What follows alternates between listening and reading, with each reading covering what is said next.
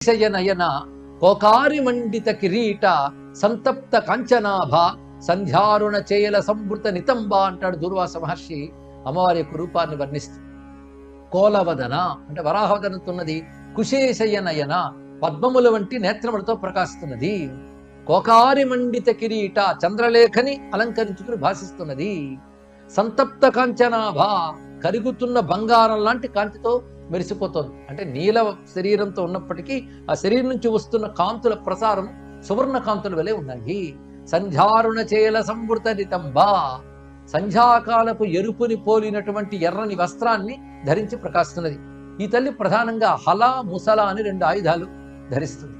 తాడిత రిపు పరిపీడన భరణ హరణ నిపుణ హల ముసల క్రోడపతి భీషణముఖి క్రీడసి జగతి త్వమేవ కామాక్షి అంటాడు మూక కవి. హలము ముసలము ప్రధానమైన ఆయుధాలుగా దాల్చి ఉంటుంది ఈ తల్లి. ఇంకా